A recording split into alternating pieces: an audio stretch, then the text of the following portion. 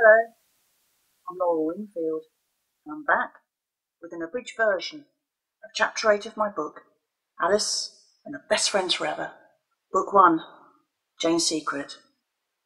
I'll begin reading now. The girls were surprised to see Leo in geography, but he was on his own and uncharacteristically subdued. Perhaps he thought that if he dared to say anything, the other children would start laughing at him. Leo had to endure looks of amusement from other children, and there were a few giggles behind hands, before Mr. Brett ordered, all right, that'll be enough. Open your textbooks to page 43, and we'll continue from where we left off last time." Leo fled to school after geography.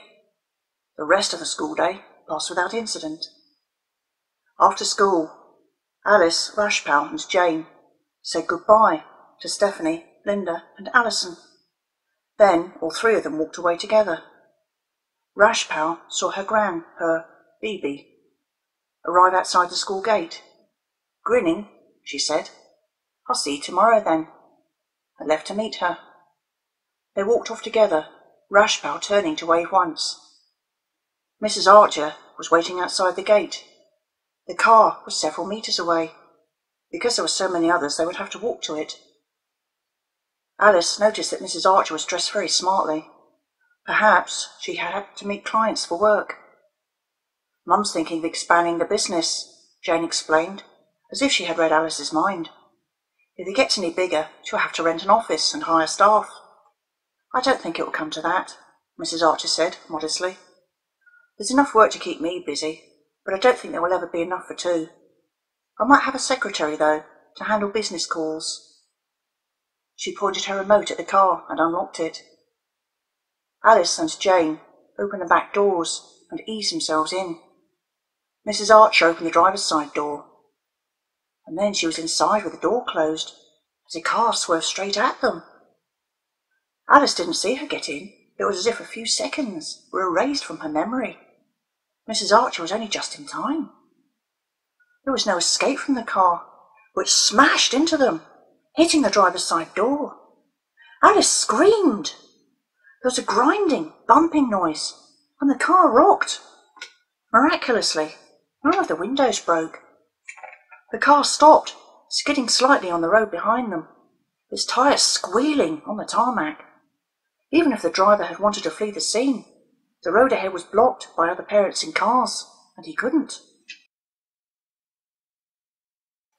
Several people, parents and pupils, looked towards them, alerted by the sound of the collision and Alice's scream.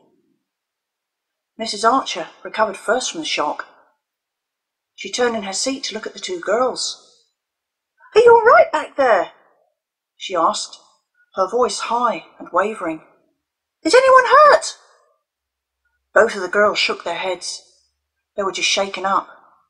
Mrs. Archer looked relieved that things had not been a lot worse. Alice, twisting in her seat to look at the other car, saw that the front of the car on the driver's side was all dented and scraped. The windscreen and the windows on that side had shattered, and the wing mirror had fallen off. It lay in the road, and there was broken glass all over the tarmac. Mrs. Archer managed to open her door. There didn't seem to be enough damage to jam it shut. Ahead, the driver's side door of the green car opened, with difficulty, and a man clambered out. He held up his hands in a gesture of surrender, as Mrs. Archer marched up to him angrily. On either side of the road, people stopped to watch. "What is wrong with you?" she snapped at him. "You can't drive that fast around here, not when the children are coming out." I'm sorry, the man said. "Something seemed to go wrong with the steering of my car. Look, if you just wait a minute, I'll get my insurance details." Over the road, people were pointing at the Archer's car and talking among themselves, curious to know what the fuss was about. Alice opened her door and clambered out. She looked at the side of the car that had been hit by the other driver. There was no damage on the car at all. She would have expected scrapes at least, and probably dents, and the wing mirror to have been knocked off and hanging by wires. But there was nothing. Not even green paint scrapings from the other car.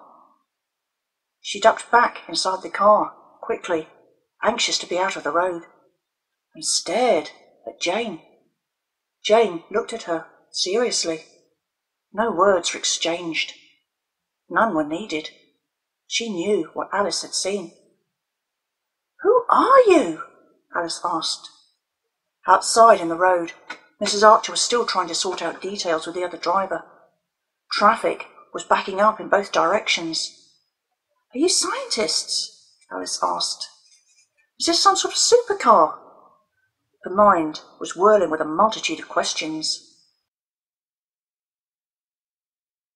"But if you're scientists, why is your dad working as a computer programmer and your mum as a graphics designer?" "I can't talk about it," Jane said. Her voice scared Alice.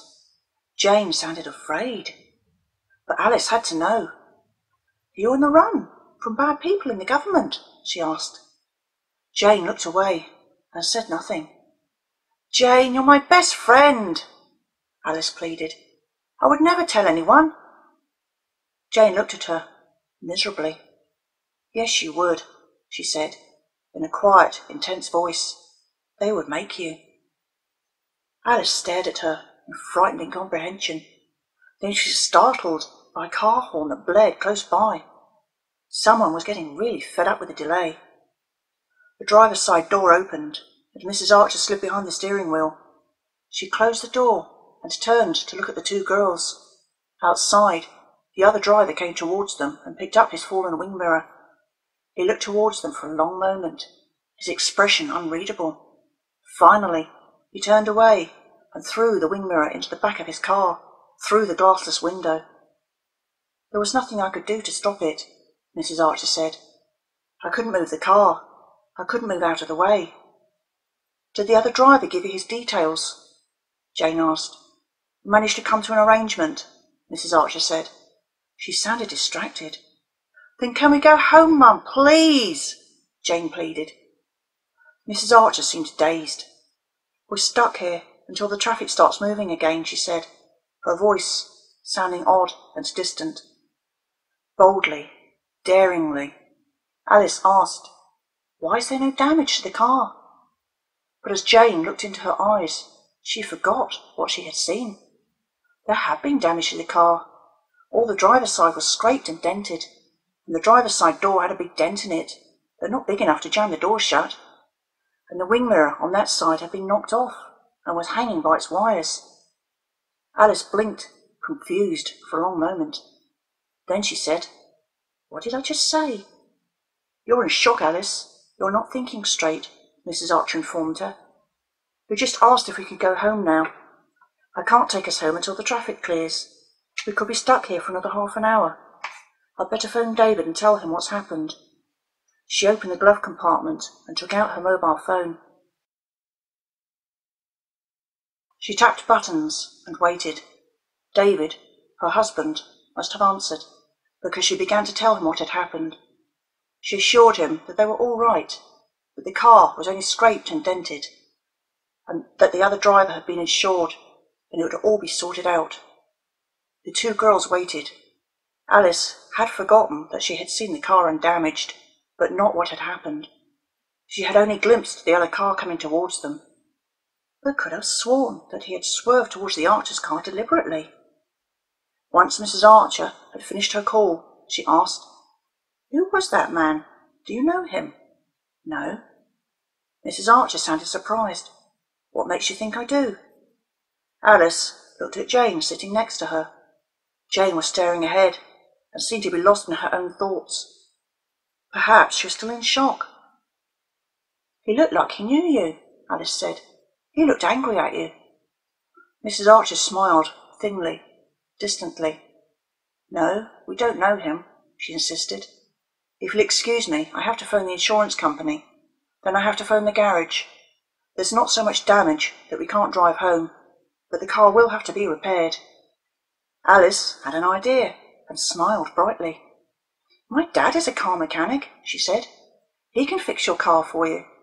He can do panel beating and fix engines, and he works with other people who can fix the paintwork. Let me call him. He might give you a discount because you're being so nice and taking me to school and back every day. That's all right, Alice, Mrs. Archer said. We have to go to our own garage. It's to do with the insurance. But thanks for the offer. Oh, all right then, Alice said, disappointed. She slumped back in her seat and listened to Mrs. Archer talking about insurance details and damage. Beside her, Jane still seemed to be lost in her own thoughts. When Alice looked at her and asked her if she was all right, she just smiled distantly and nodded. As Mrs. Archer finished phoning the garage, the traffic started to move in front of them. Gradually, the road began to clear. Finally, they were on their way home. That was the end of Chapter 8 of Alice and Her Best Friends Forever, Jane's Secret. I hope you enjoyed that, and you'll be back next week for Chapter 9. Until then, take care and goodbye.